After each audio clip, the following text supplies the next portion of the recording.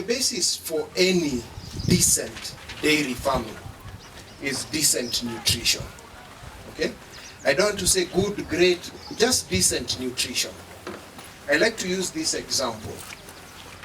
If I give you, you've seen these wall calendars, the big wall calendars, the one for the whole year, okay?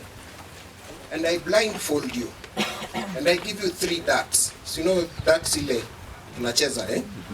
And I give you those 3 darts, and when you're blindfolded, and I ask you to throw at the calendar, okay? So you throw your 3 darts. Then I ask you to open your, to remove your blindfold, and I ask you, wherever those 3 darts have landed, the dates which are there, to tell me what your cows will be feeding on. You can appreciate, because you're blindfolded, it's going to be random. There's no way you're going to do April 22nd, April 22nd, April 22nd. Okay? So one date might be October 14th.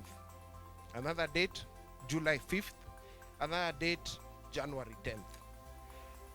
You seated here, you should be able to tell me in 2023, October 14th. Let me repeat. October 14th of 2023, not 2022.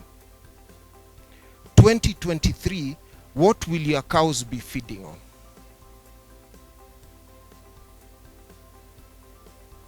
Let me let that sink in. Okay? You should be knowing. In other words, you should have a what? A feeding plan. All right?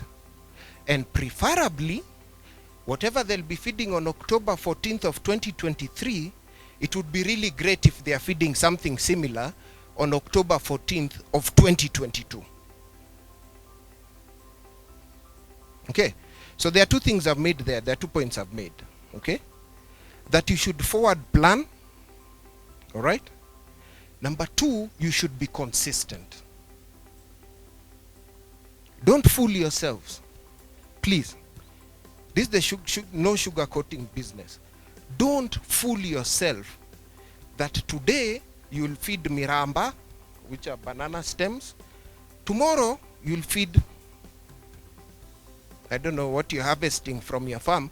The day after that you'll feed something else. I'll point out a few things on why that kind of feeding tends to bring you problems. Okay? I've tried, I'll use the slides there, but you don't need to pay too much attention on what's there. I'll try and rush through so that it doesn't get too technical. But the very important things, I'll try and highlight those ones so that you can note them down. All right? Okay? So what is nutrition? Okay? Nutrition is the assimilation of food materials that enable cows, and indeed any living organism, all right, to be able to grow, maintain itself, reproduce, and produce. Well, the main functions. In other words, life. Okay? So we need to know, to support life, what do we need to do? In this case here, we are very specific to dairy cows, isn't it? We're not doing pigs, chicken, etc. It's dairy cows. Okay? So that's what nutrition is. I want to quickly just give you an overview of the digestive system. Okay? And I know for many of you, you've been in this business long enough. I don't need to explain too much about the stomach, do I? Okay? So that is the stomach. 1 stomach with 4 chambers. Okay? Cow doesn't have 4 stomachs. It's 1 with what? With 4 chambers. Okay? So up here, the biggest part, which is this one here, this is the rumen. All right? Then there's the omasum, abomasum, and reticulum. Now the white arrows show how fresh feed comes in. So when the cow is feeding, the feed comes in into the rumen, circulates there, then goes out to be chewed as cud, then comes back into the reticulum. Now if the cow has chewed the pieces well enough, they are small enough to go into the omasum through an opening there. All right? The one important compartment or section of this digestive system is the rumen. All right? You can ignore a lot of those other parts, but the rumen is the most important. Are we together? The rumen is most in fact, when you're feeding a cow, what you're feeding is the rumen. Okay? So I'm just going to quickly go through some highlights of the rumen. Okay? So in that rumen, there are microbes. All right? That is what is the main digestion mechanism for cows. That the microbes help break down the nutrients which are there, and those nutrients now can be absorbed. So they convert grass into volatile fatty acids and other precursors for protein, etc. Right? Then that is absorbed either within the rumen wall, or if not, it goes and passes on to the small intestines. Okay. Now, this I've highlighted, a healthy microbial population is essential for proper rumen function and feed utilization. Remember what I said, October 14th, 2022 and October 14th, 2023. If you are not consistent, what will end up happening is when you feed very high fiber feeds for 3 months, the bacteria or microbes that help to digest high fiber feeds increase. Okay. Then when you move now, it is dry season, January, February, very dry. Okay. Kata. You guys know what farmers do, eh? Na kata ile inapatikana. Isn't it? Is that what we say? Ile kitu inapatikana. After 3 months, we get the 4th month in April, it gets wet. Then suddenly there's a lot of grass, na hiyo vitu ingine inapatikana kwa shamba. So what ends up happening, very high fiber very high population of fiber digesting microbes are present for those 3 months.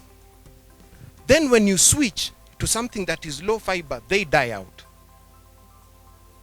All right.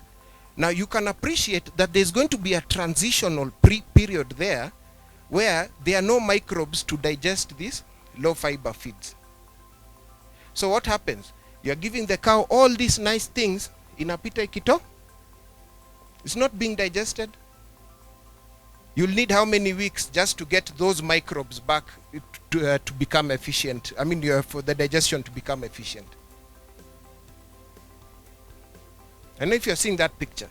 So what's going to happen is the rumen goes this way all the time. So that is pH, microbe populations and everything. Goes this way, that way, this way, that way. How do you get consistent milk production? Consistent growth. Consistent reproduction. There are months, I know some of you farmers here cannot serve a cow. True or false? February. Tusema ukweli. February iko ng'ombe inaitisha mbegu.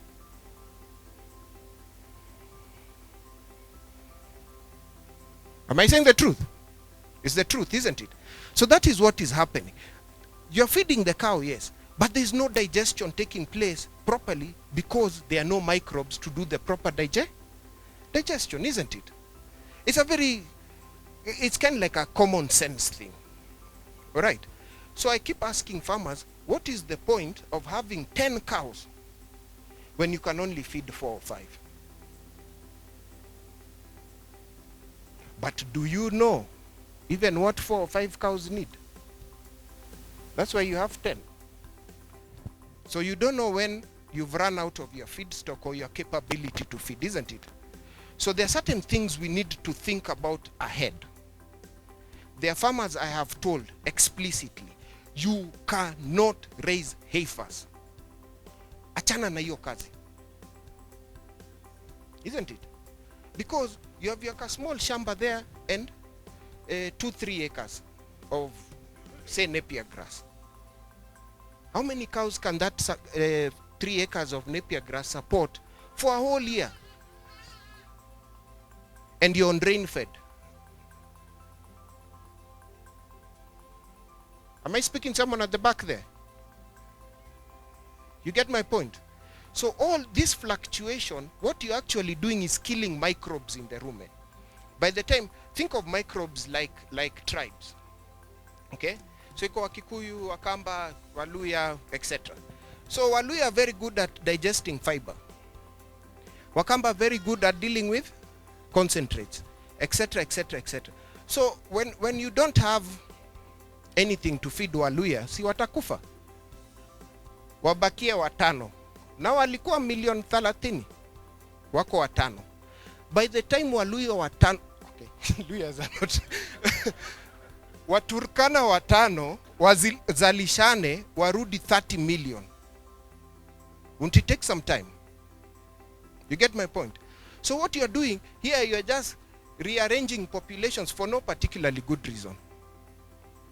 And you're bringing inefficiency into digestion. Okay?